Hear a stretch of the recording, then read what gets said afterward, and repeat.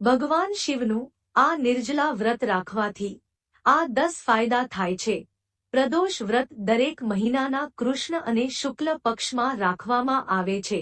આ રીતે દર મહિનામાં 2 અને વર્ષમાં 24 પ્રદોષ ઉપવાસ હોય છે।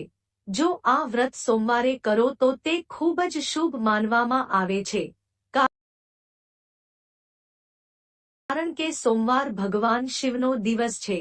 આ દિવસે નિર્જલા વ્રત રાખવાથી ઘણા ફાયદા થશે। જાણો સોમા પ્રદોષ નિર્જળા ઉપવાસના ફાયદા।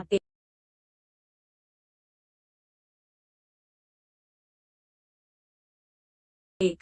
સોમ પ્રદોષ પર નિર્જળા વ્રત રાખવાથી વ્યક્તિના ઈચ્છા પ્રમાણે ફળ મળે છે। 2. પ્રદોષ વ્રત ભગવાન શિવને સમર્પિત હોવાથી અને જો તે સોમવારે આવે છે તો આ શિવ પાર્વતીની પૂજા કરવાથી આ વ્રતનું બમણું પરિણામ મળે છે।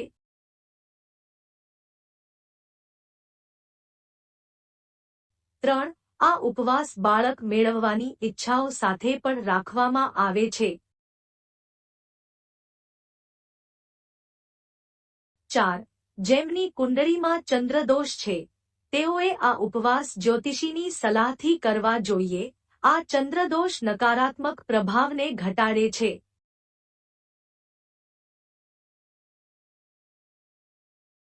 5. પ્રત્યેક ત્રયોદશી પર આવતા આ પ્રદોષ ઉપવાસનું વિવિધ દિવસોમાં પોતાનું મહત્વ છે।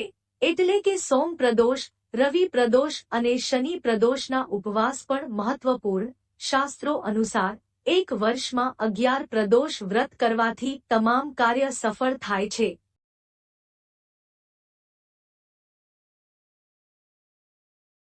6. પ્રદોષ વ્રત રાખવાથી વ્યક્તિ ચંદ્રદોષ એવું માનવામાં આવે છે કે શુક્રમાં સુધારણા હોવાથી ચંદ્ર મટાડવામાં આવે છે અને શુક્રની સુધારણા સાથે બુધ સુધરે છે। એકંદરે તે માનસિક બેચેનીને સમાપ્ત કરે છે।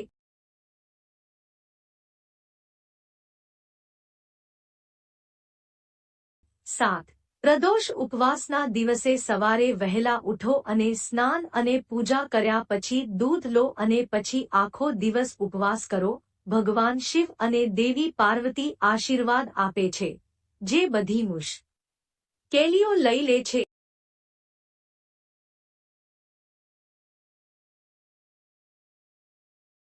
8. પ્રદોષ વ્રતના દિવસે પ્રદોષ સમયગાળા દરમિયાન માત્ર લીલા મૂંગનું સેવન કરવું જોઈએ, કારણ કે લીલો મૂંગ પૃથ્વીનું તત્વ છે અને તે આગને ઠંડક આપે છે।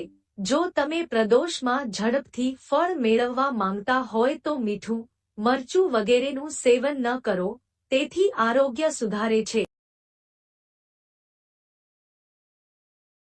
9. પ્રદોષકાલ એટલે કે સાંજના સમયે પ્રદોષ વ્રતની પૂજા કરવામાં આવે છે।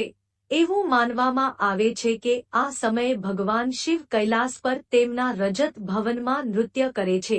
આ સમયે યોગ્ય પૂજા કરવાને કારણે બધા સંકટો દૂર થાય છે અને જીવનમાં ખુશીઓ હોય છે। 1. સોમ પ્રદોષના ઉપવાસથી વ્યક્તિનું ભાગ્ય અને આયુષ્ય વધે છે।